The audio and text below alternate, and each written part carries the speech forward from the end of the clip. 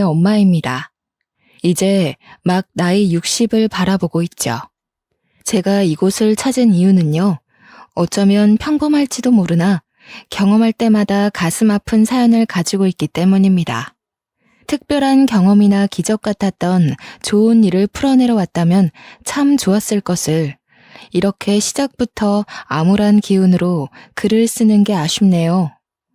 물론 지난 일이고 현재는 더없이 소중한 사람들과 행복한 나날들을 즐기고 있어서 홀로 그렇게 치유를 받는 중입니다. 그럼에도 불구하고 아픔이 있었던 구간 또한 저의 삶이었고 똑똑히 기억나는 한 일부가 아니겠습니까? 그래서 과거의 상처를 완벽히 잊는다기보단 조금 더 포용적인 마음으로 받아들이고 인정하는 게 맞지 않나 싶습니다. 제 이야기를 사랑하기 때문에 많은 이들에게 들려드리려고 찾아왔고 또 사연을 들려드림으로써 저는 그날의 일을 제대로 뉘우쳐보고 앞으로의 미래를 그려나가 볼까 합니다. 사연을 들어주시는 동안 청취자분들의 귀가 즐겁길 바라며 제 이야기를 들려드리겠습니다. 제 남편 집은 증조부 때부터 지방에 위치한 화훼단지에서 원예 농원을 운영하는 사람이었습니다. 그 농원은 대대로 물려져 시댁 쪽 남자 형제들에게만 애물단지처럼 전해진 건데요. 남편은 2남 1녀의 막내였는데 형님은 여자라는 이유로 아주버님은 일찍 돌아가시는 바람에 우리 남편이 농원을 물려받게 된 겁니다. 남편이 딱히 꿈이 있던 사람은 아니었습니다. 그럼에도 어쩔 수 없이 떠맡게 된 그 농원이 자기의 앞길을 막는다며 그렇게 툴툴거렸어요. 그러면서도 대대로 내려온 가보이다 보니까 차마 내치진 못했습니다. 워낙 얼굴 모르는 조상에서부터 전해져 내려온 거라 천벌받기라도 할까봐 겁이 났던 건지 그 정도의 배짱은 없었나 봅니다. 남편을 만나기 전 저는 이런 말로 표현하기 민망하지만 온실 속 화초처럼 자랐습니다. 가족들의 전적인 과잉보호 아래 취업을 하기 전까지 아무것도 모르는 순수 소녀로 컸죠.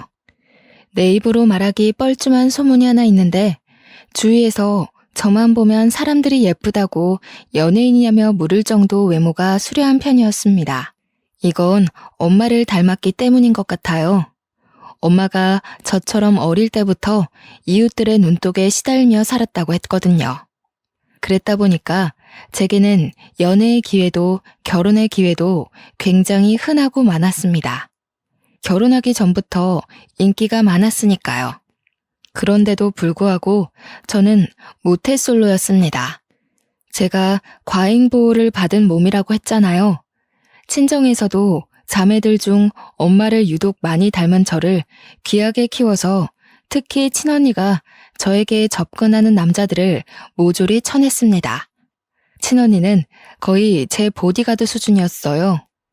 언니가 나중에 다 커서 말해줬는데 학창시절에는 저를 보러 온 남학생들 관리하느라 상상을 초월할 만큼 바빴다고 하더라고요.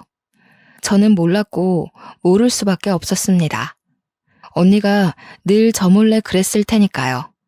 그러다 언니가 결혼을 하면서 친정에서 나가게 되었고 저도 또한 취업 때문에 독립을 시작하면서 제게는 더 이상 이성적 교류를 통제하는 선은 사라지게 되었습니다. 그렇게 제 앞에 경계가 사라지고 제일 먼저 만나게 된 남자가 바로 우리 남편입니다. 남편은 당시에 취업은 하지 않은 몸이었고 시부모가 농원 운영하는 걸 도우며 친구들과 놀러 다니길 좋아했던 사람이었습니다. 그러다 우연한 기회로 저와 마주치는 일이 생겼고 그 이후 적극적으로 구애를 했던 걸로 기억합니다. 그동안 친언니가 남자를 다 쳐내는 바람에 남자를 제대로 알아볼 눈이 없었던 저는 남편의 애정에 쉽게 넘어가 버리고 말았죠. 특히 남편의 어느 부분에서 결혼을 결심하게 되었냐면 바로 친정엄마가 뇌경색으로 돌아가시게 되었을 때입니다. 힘들어하는 제 옆에서 저를 든든하게 지켜준 사람이 다른 가족도 아닌 남편이었거든요. 아빠는 진작에 돌아가셔서 안 계셨고 다른 가족들은 전부 지방에 있었기에 엄마를 최대한 빨리 모실 수 있던 건 저뿐이었습니다. 그런데 제가 너무 늦게 엄마를 발견한 거죠. 독립을 했다 보니 엄마가 집에서 쓰러져 그렇게 사경을 헤매고 있었는 줄 몰랐습니다.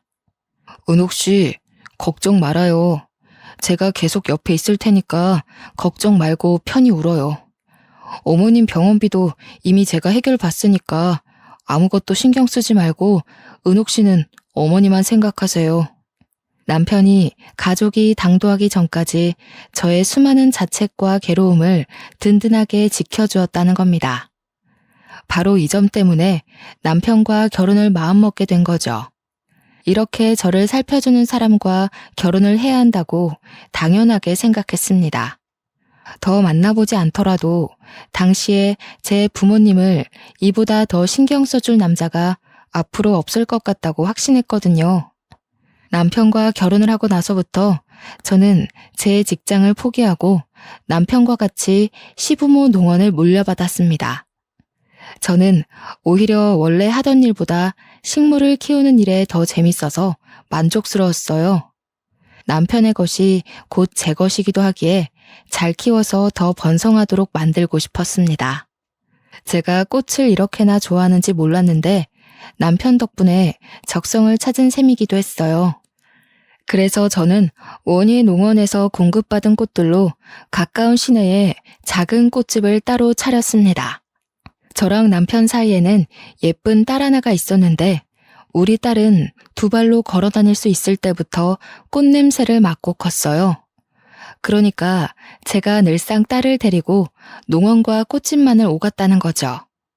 농원의 식물들은 당연히 실하게 잘 컸는데 특히 저희 꽃집의 매상이 갈수록 좋아졌습니다. 민망하지만 그 이유가 다 저 때문이었어요. 저희 꽃가게 주위에는 IT 중소기업이 하나 있는데요. 제가 가게 바깥 꽃에 물을 주고 있으면 그곳으로 출근하는 회사원들이 저를 보고 몇 번씩 번호를 묻기도 했고 꽃집에 찾아와 꽃이 아닌 제 마음을 사려고 하는 남자들이 많았습니다. 물론 대개 저한테 딸이 하나 있는 걸 알고 금방 머쓱해하며 사과를 하지만 그럴 때마다 꽃 하나씩은 꼭 사서 돌아갔거든요. 그런데 문제는 남편이었습니다. 남편은 원래부터 노는 걸 좋아했던 사람이라 그런지 결혼하기 전만 해도 부지런했던 모습이 점차 본울굴로 돌아오기 시작하더라고요. 제가 꽃집을 동시 운영을 시작했을 때 남편한테 원예 농원도 관리를 좀 신경 써달라고 부탁을 했는데 주말에 가보니까 관리가 전혀 안 되어 있는 거 있죠. 남편의 농원 방치는 갈수록 심해졌습니다. 제가 이쪽 저쪽 똑같이 신경을 기울이지 않으면 한쪽이 죽을 수밖에 없는 운명이었어요. 그럼에도 농원만큼은 시댁 자신이기 때문에 아무래도 그쪽으로 제 신경이 좀 더 기울어 있었거든요. 시간이 지날수록 동시에 같이 관리하다 보니 제 체력이 급격히 소진되는 거 아니겠습니까? 제 꽃집을 운영하기 힘들 만큼 농원이 관리가 안 되자 남편한테 결국 한 소리를 하게 되었습니다. 여보, 밖에서 사람 만나는 건 좋은데 할 일은 하고 나가서 일 봐야지. 이것 봐, 벌써 한 줄은 다 죽었잖아. 농원 안 온 지 오래됐지? 이게 우리 밥줄이나 마찬가지인데 신경 좀 써주면 안 돼? 신경 쓰고 있어. 내가 식물 다루는데 소질이 없어서 그런 거지. 실력이 없는 사람한테 자꾸 일 강요하면 일이 이 모양 이 꼴로 나는 거야. 엄마 아빠도 알면서 나한테 맡긴 거일걸? 놀기만 좋아하고 돈은 계속 필요했던 남편은 끝내 제 꽃집에서까지 현금을 빼가며 매상의 심각성을 전혀 자각하지 못했습니다. 그래서 좀 당해보라고 저녁 반찬들을 대폭 줄여버렸어요. 아니나 다를까 남편이 반찬 상태가 뭐 이러냐면서 투덜대더라고요. 말했잖아. 우리 밥줄 간당간당하다고. 농원 관리가 안 되는데 무슨 돈으로 고기 반찬을 올려? 다른 곳에 쓸 돈 많아서 반찬은 한두 개만 만들기로 했어. 남편은 그날 뒤로 식사마저 집에서 잘 하지 않았습니다. 바깥에서 먹고 오더라고요. 한 푼이 아깝고 생계가 흔들리기 시작한 시점에서 외식이라니. 저는 결국 철부지 남편을 설득하길 포기하고 꽃집은 낮에 일찍 문을 닫고 농어는 밤에 일하며 홀로 고군분투했습니다. 남편이 같이 일을 좀 도와주면 수월할 텐데 저는 하다 더는 체력 고갈로 일이 너무 힘들어서 결국 사람까지 뽑아 농원에 힘을 쏟았습니다. 남편은 그걸 보고도 코웃음만 치더군요. 혼자서 잘할 수 있겠는데 뭘 돈까지 쏟아붓냐고.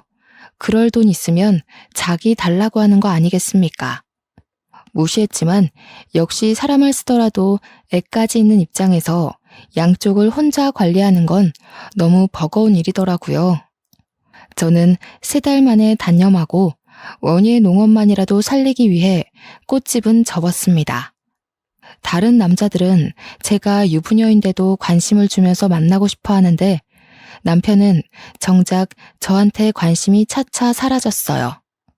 남편의 본색을 몰랐을 땐 사람이 변했다고 생각했습니다. 결혼 전만 해도 제게 누구보다 슈퍼맨이었던 남자인데 어떻게 결혼하자마자 태도가 달라질 수 있는 건지. 같은 사람이 맞나 싶을 정도로 저는 남편의 본색을 몰랐죠. 하지만 그 본색을 알기까지 그리 오래 걸리지는 않았습니다.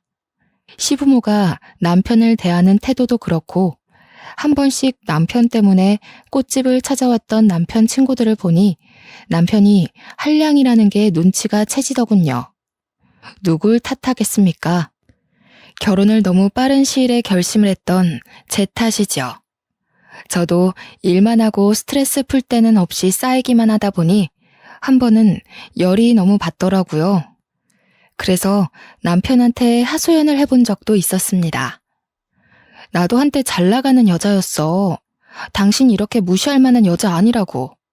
아직도 나한테 주변에서도 번호 달라고 젊은 남자들이 그러는데 당신은 내가 눈에 안 보여?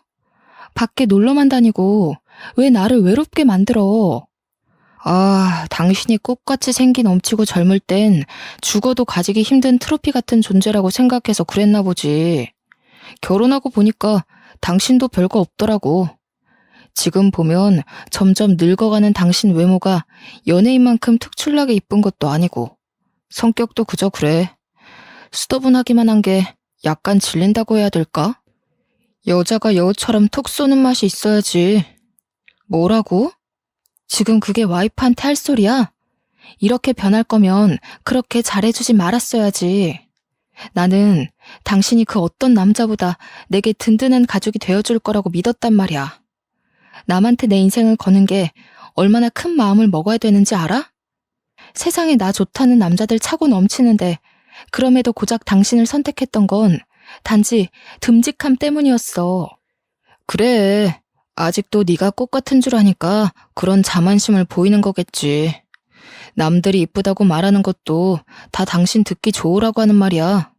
아니면 나처럼 못 가져서 안달난 이쁜 트로피를 갖고 싶어하는 남자거나. 당신 그런 달콤한 말에 속아 넘어가면 어차피 또 나 같은 남자 만날걸? 남편과 다툼을 벌인 그날 남편은 또 집을 나가버렸습니다. 저도 그날 밤 남편에게 연락도 해볼 생각 않고 울기만 했죠. 저도 참 미련했던 게 남편이 아무리 모질게 저를 대해도 연애 시절 다정했던 남편에게 정을 줘버린 저는 그렇게 남편을 향한 미련을 놓지 못했습니다.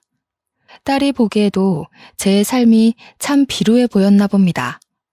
한날 사춘기가 되자 저한테 가리지 않고 직접 묻더라고요. 엄마, 아빠가 저렇게까지 나오는데 아직도 아빠가 좋아? 갈라서고 싶은 생각 없어? 나는 엄마가 아빠랑 이혼한다고 하면 무조건 찬성이야.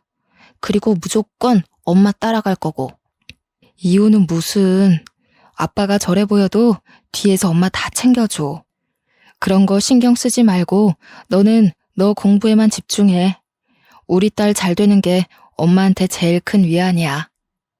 딸의 설득에도 저는 늘 남편 편이었고 남편을 믿었습니다. 하지만 그렇게 버틴 결과가 결국 이혼이 될 줄은 몰랐네요. 더는 남편의 행실을 참을 수 없게 만든 사건이 하나 있었는데요. 주변에 중소기업이 있다고 했잖아요. 남편이 거기 여직원이랑 바람이 났더라고요. 남편은 쪽팔린 줄도 모르고서 저한테 당당하게 이혼까지 요구를 했습니다. 그럼 나랑 우리 초이는? 당신한테 우리는 여태 뭐였어? 짐이었니? 어떻게 가족에 대한 생각을 눈꼽만큼도 안 할 수가 있어. 초이 앞에서 부끄럽지도 않아? 그러니까 초이 앞에서 더 망신당하기 전에 이혼하자고. 당신 내 얼굴 보면서 계속 살 수 있어? 딴 여자랑 지지고 볶는 거 다 알면서도 용서할 수 있어? 어차피 이렇게 살아봤자 우리 서로 속만 버릴 뿐이야. 조용히 갈라서자고. 그래도 저 혼자 이미 가족이 되어버린 남편을 믿고 소중히 생각하면서 참았는데 그동안 애쓰며 고군분투했던 수년이 통째로 날아가 버린 기분이었습니다. 어차피 제겐 소송할 돈도 없고 고심 끝에 제가 생각해낸 건 남편한테 합의 이혼해줄 테니까 시부모가 물려준 농원을 나한테 달라는 제안을 했습니다. 오히려 나야 좋지. 애물단지였는데 잘 됐네. 나중에 이 농원으로 딴 말하기 없기다. 초이한테는 미안하니 내가 양육비는 줄게. 초이 성인까지 1년도 안 남았으니까 그 정도는 그간의 정이라고 생각해도 될 것 같네. 남편은 집만 간단하게 챙기고서 빨리도 나가버렸습니다. 재산 분할 때문에 저 또한 집을 정리해야 했어요. 하교를 하고 돌아온 딸은 저한테 오히려 잘했다고 그날 틈만 나면 저를 안아줬습니다. 딸 앞에선 티를 안 냈지만 어떻게 아무렇지 않을 수가 있겠어요. 좀 많이 힘들었습니다. 그래서 딸 자는 사이 몰래 방을 나가 울기도 하였죠. 전 남편이 돼버린 그 자식이 양심은 있는지 정말로 알아서 양육비를 챙겨주더군요. 달에 150만 원으로 쳐서 제 딸이 성인이 되기 직전까지 총 1,000만 원을 받았습니다. 제가 참 부족한 엄마였는데도 딸은 따로 신경 쓰지 않아도 될 만큼 어른스럽고 바르게 자라주더군요. 어느새 딸이 직장인이 되었는데 들어간 회사가 결혼 정보 회사였습니다. 딸이 일을 시작한 지 얼마 안 되었다고 생각했거든요. 그런데 어느 날 거기서 결혼할 남자가 생겼다는 겁니다. 네 나이가 몇인데 벌써 결혼을 하냐고 했더니 정신없이 살아서 몰랐는데 딸이 벌써 29살이 되었더라고요. 농원 일 때문에 너무 바쁘게 살아 제 딸이 그새 30살을 앞두고 있는 줄도 몰랐습니다. 제가 절망에 빠지지만은 않고 나름 잘 힘내서 살아왔구나 싶은 걸 딸을 보고 느꼈네요. 우리 딸애가 얼마나 야무졌냐면 혼자인 저를 걱정해서 제게 대릴 사위까지 제안했지 뭡니까.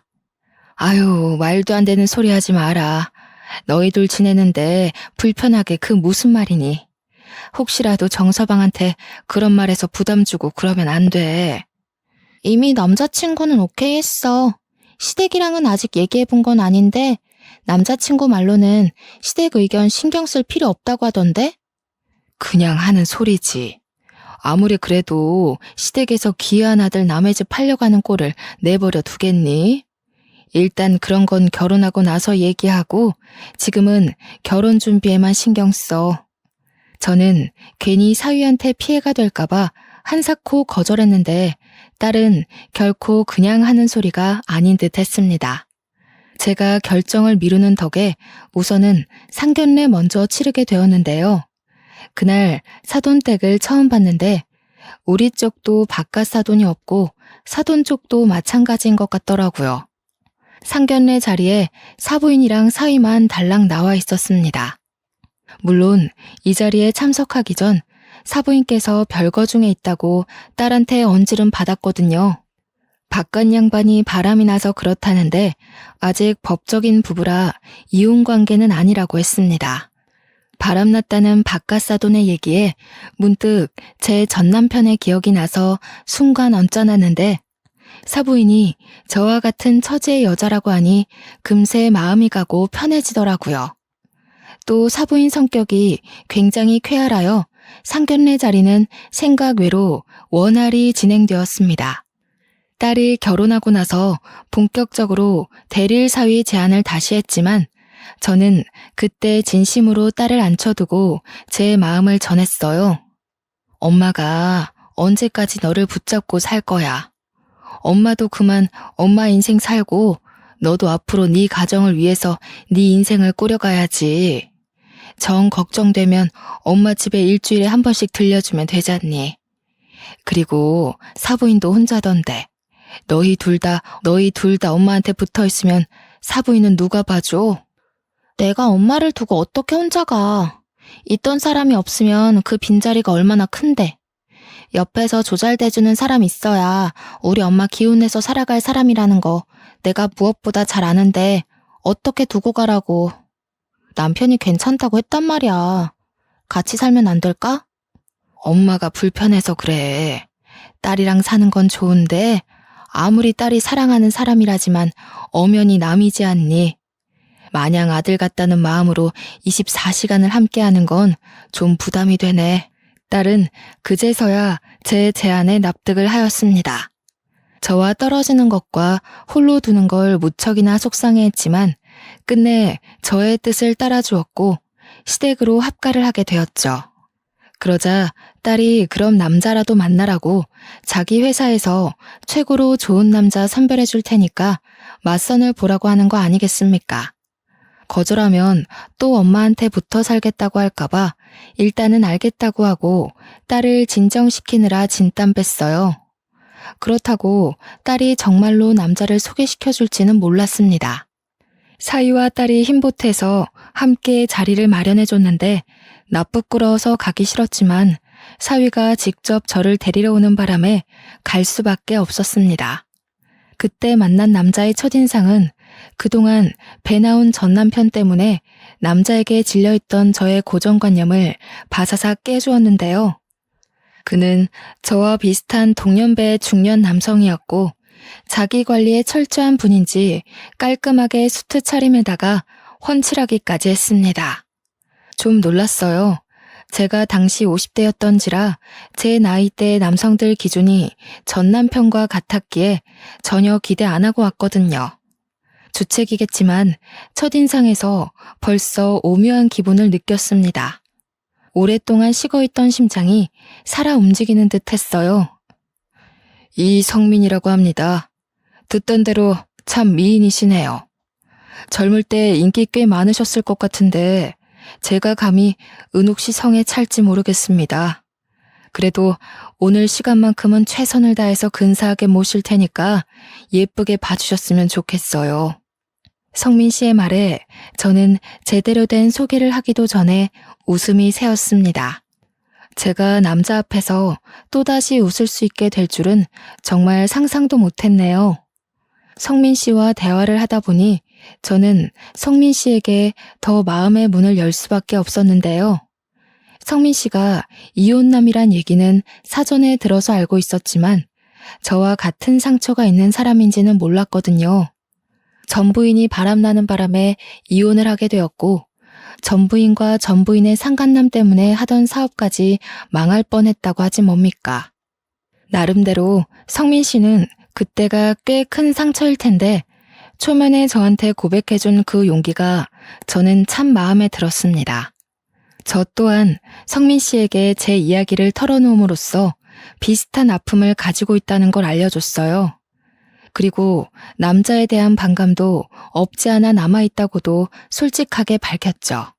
배우자가 불륜으로 상처를 줬다면 당연히 새로운 인연에 반감이 생길 수밖에 없다는 거 이해합니다. 하지만 꼭 말씀드리고 싶어요. 이 넓은 세상에 모든 남자가 다 악질적인 사람은 아니라는 걸요. 제가 그걸 꼭 은옥 씨한테 증명해 보이고 싶습니다. 분명히 성민 씨는 전 남편과 같이 제게 달콤한 말을 해준 게 맞습니다. 이쯤에서 하필 전 남편이 경고했던 나를 꼬시기 위해 접근하는 남자일지 모른다는 말이 떠오르더군요. 그럼에도 제가 남자를 한 번 더 믿어보게 된 건 전 남편과 다른 점을 하나 발견했기 때문이었어요.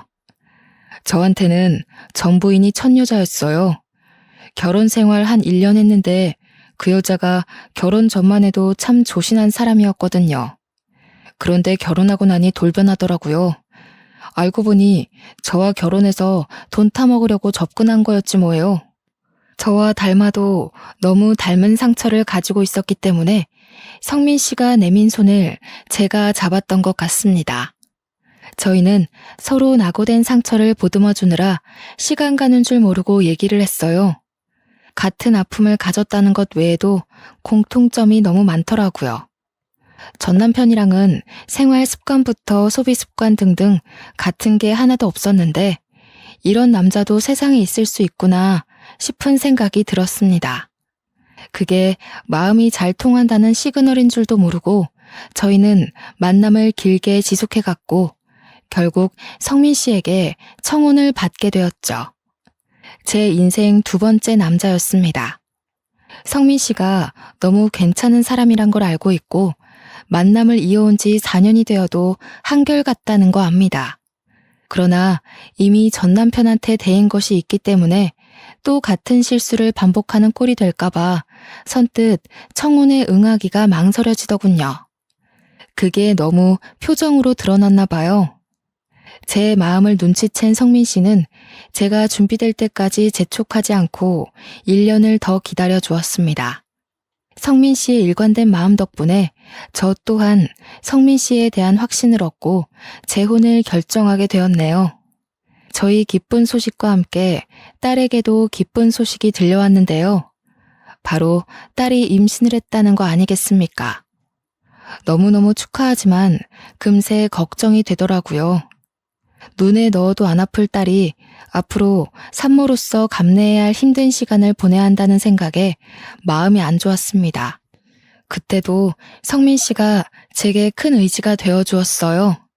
항상 제 기분을 빠르게 눈치채주던 성민 씨는 이미 사업으로 한 자리 크게 하고 있는 사람이라서 돈이 많았는데 제가 근심이 큰 걸 알고 딸에게 각종 좋은 한약이나 산모에게 필요한 영양제 등 관리를 대신 신경 써주더라고요. 딸도 자기가 저한테 맺어준 남자였기 때문인지 성민 씨를 새아빠로 받아들이는 건 금방이었습니다. 제가 봐도 둘은 어색함 없이 부녀 관계로 잘 적응해가고 있었어요. 성민 씨 때문에 하루하루 제가 얼마나 소중한 여자인지 느끼며 결혼 생활을 했습니다. 전과는 비교도 안 될 만큼 행복한 삶이었죠.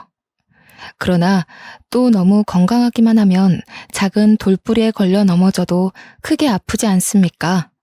아니나 다를까 전 남편 때문에 고생했던 저의 인생도 조금씩 피고 있는 건가 싶던 시기에 심장 철렁할 불행이 닥쳐왔는데요. 그건 바로 딸의 전화로 시작되었습니다. 엄마, 어머님이 아무래도 남자 생겼나 봐. 애한테 자꾸 여자는 남자한테 대우받고 살아야 된다면서 이상한 소리를 하는 거 있지? 그것 때문에 요즘 미치겠어. 잠깐 애를 두고 주방에서 일도 못 봐. 돌아서면 남자 얘기를 하는데 아직 우리 애 5살이잖아. 뭐? 사부인이? 어머나, 아무리 그래도 애 앞에서 할 말 못할 말도 구분 못하고 그게 뭔 소리라니. 확실한 거야? 너가 잘못 들은 거 아니고? 내가 뭐하러 이런 헛소리를 지어내겠어? 어머님이 웬 남자랑 통화하면서 하는 소리도 들었다니까? 아마 그 남자랑 새살림 차릴 생각인 것 같더라고. 오늘 우리한테 소개시켜준다고 저녁에 시댁으로 데리러 올 거래. 아버님이랑은 확실히 이혼할 거고.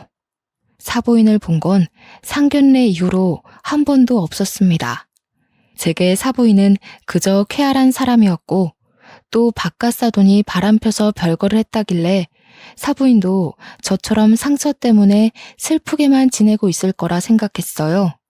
그런데 새살림이라니. 솔직히 아직 이혼을 한 것도 아닌데 벌써 새로운 남자와 살림을 차릴 거라는 게 저는 좀 이해하기 어려웠습니다.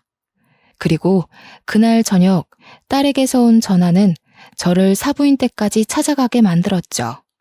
엄마, 어머님께서 부른 아저씨가 방금 왔는데 나 너무 놀라서 말도 제대로 안 나오려고 한다. 아빠가 왔어.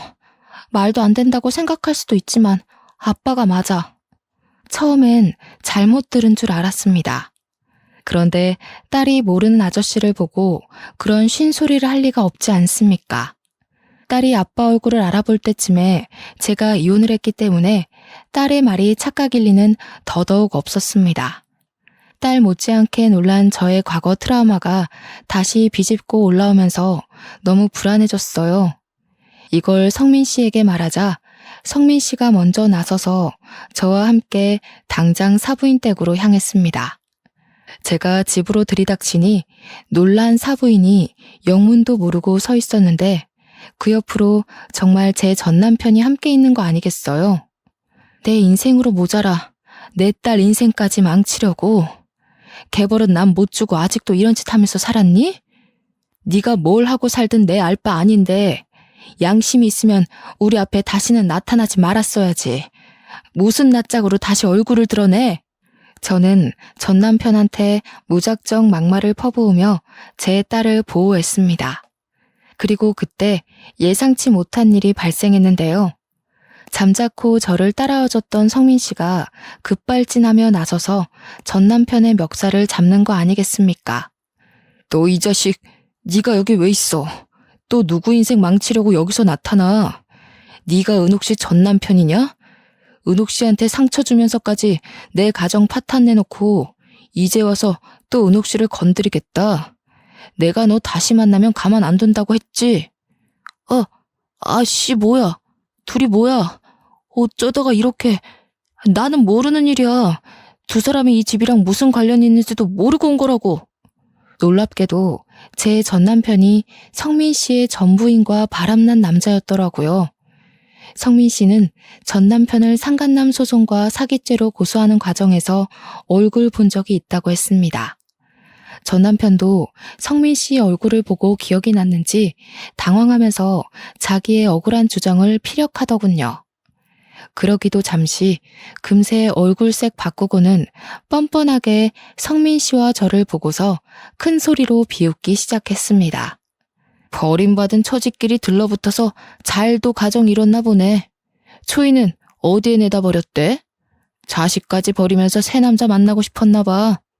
듣자 하니 전 남편은 당시 같은 공간에 있는 제 딸이 너무 훌쩍 커버려서 자기 친딸인지도 모르는 듯 했습니다. 몰라볼 수 있을 만큼 딸이 잘 자라주긴 했지만 그래도 자기 자식을 못 알아보고 헛소리하는 남편이 참 한심하더군요. 내가 당신처럼 몰상식한 부모인 줄 알아? 어디다 대고 나를 똑같은 취급해. 그러는 당신은 여태 못나서 아직도 부끄러운 줄도 모르고 또 상스러운 짓을 하고 있었어? 사부인도 실망입니다.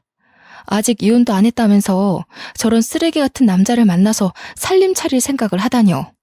제 딸이랑 손녀가 대체 뭘 보고 배우겠습니까? 어머머, 사부인 말 우습게 하네요. 내가 어디 피해주면서 사람을 만났습니까?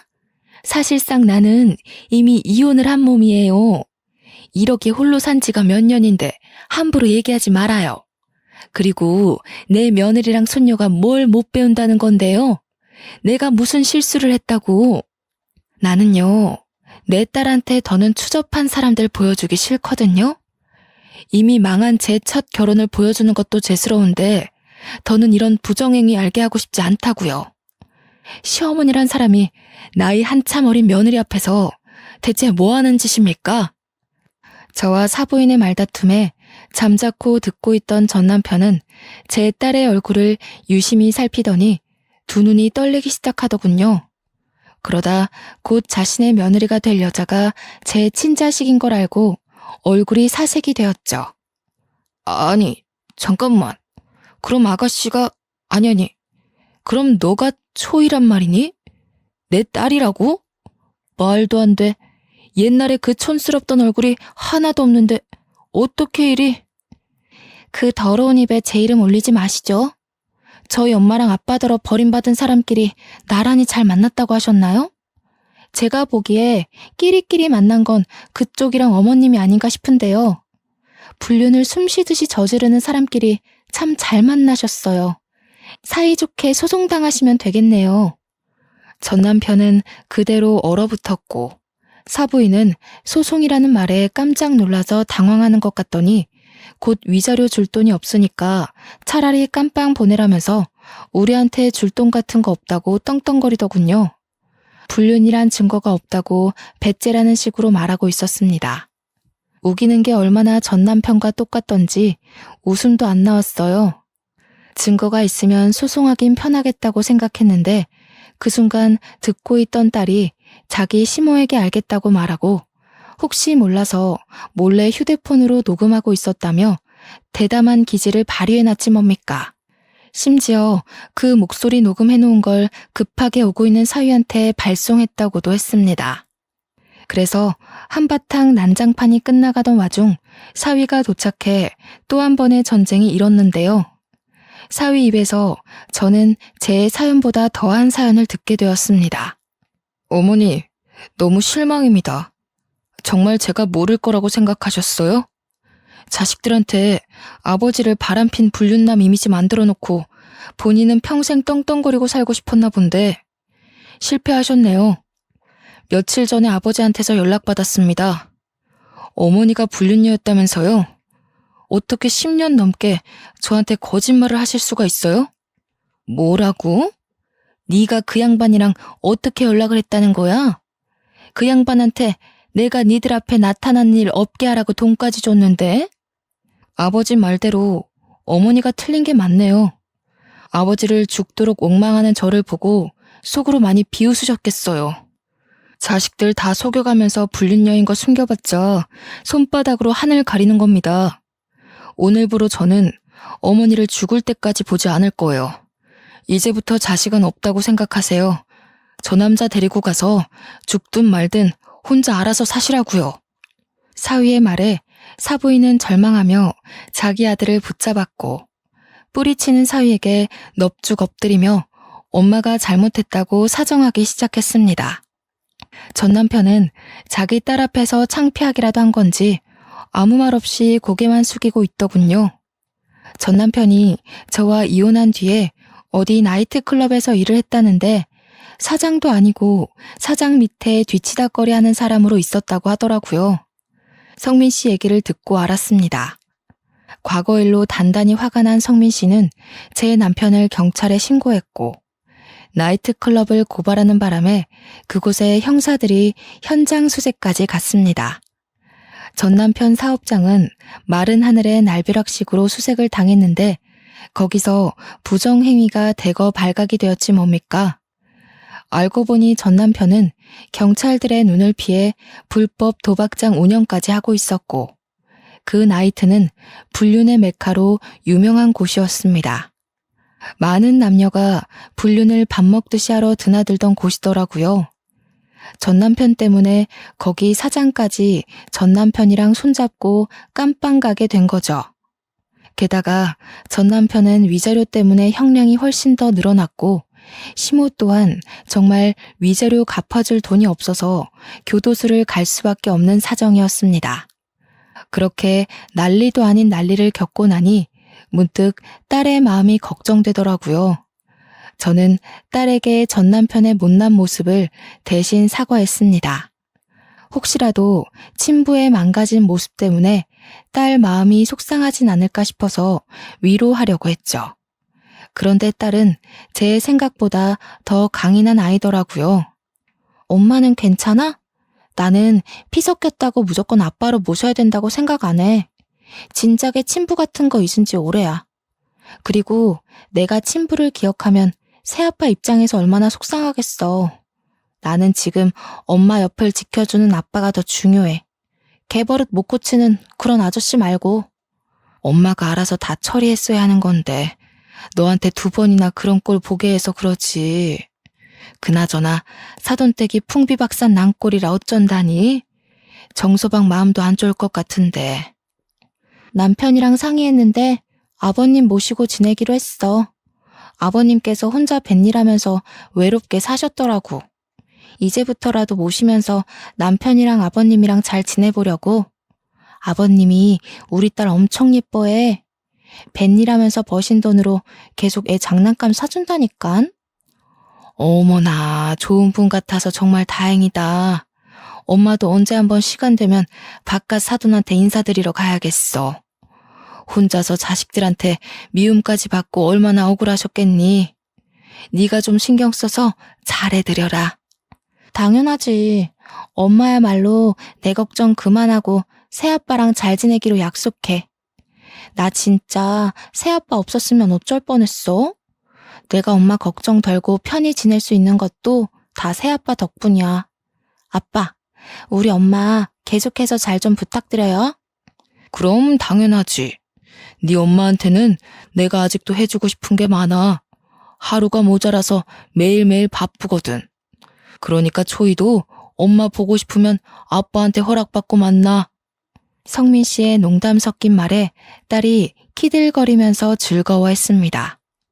제가 확실히 복을 가지고 있긴 하다는 걸 그때 느꼈어요. 과거와 다르게 트라우마를 떠올려도 저를 살펴주고 일으켜주는 사람들이 주위에 있다 보니까 힘들었던 과거가 제법 무뎌지더라고요. 물론 기억이 흐릿해지는 건 아니었습니다. 그래도 제 얼굴에 웃음이 진다는 정말 많은 발전이에요. 성민 씨를 만나기 전까진 딸이 없을 때 한 번씩 울고 그랬거든요. 그리고 소중한 사람들 덕분에 미뤄둔 숙제를 끝내버린 것 같아서 시원하기도 했습니다. 과거 전 남편의 행실에 대해 복수란 걸 생각도 안 하고 있었거든요. 그저 농원 넘겨받은 걸로 만족하려고 했단 말이죠. 자포자기였던 제가 뜻하지 않게 좋은 인연과 자랑스러운 딸이 있어 마지막 남은 응어리를 싹 씻어내리지 않았나 싶어요. 당연히 농원은 아직도 제가 관리 중입니다. 성민 씨가 인력을 구해주는 덕에 제가 오너로 직원들에게 보고를 받는 식으로 가꾸고 있어요. 그리고 저는 전 남편 때문에 어쩔 수 없이 접었던 꽃집을 다시 운영하게 되었는데요. 집이랑 가까운 곳에 자리를 구해서 작게 꽃집을 하는데 지금은 시대가 많이 좋아졌는지 사람들이 온라인으로도 꽃을 많이 판매하더라고요. 그래서 최근에는 우리 사위한테 부탁해서 시간 날 때마다 컴퓨터를 배우고 있습니다. 사위가 가끔씩 저한테 미인이신데 똑똑하기까지 하세요 라고 입에 바른 칭찬을 해줄 때면 아부인 줄 알면서도 그렇게 민망하답니다. 아, 그리고 지금 딸이 손녀 때문에 일을 중단한 상태거든요. 딸은 다시 회사에 복귀할까 하다가 이참에 저랑 같이 꽃집을 키우는 것도 나쁘지 않겠다 싶다며 꽃집으로 출근하고 있어요.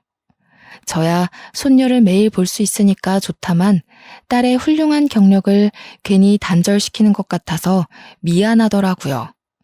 그럼에도 딸에게 어떤 말도 할 수 없었던 건 딸이 저처럼 워낙 식물 만지는 걸 좋아했기 때문입니다.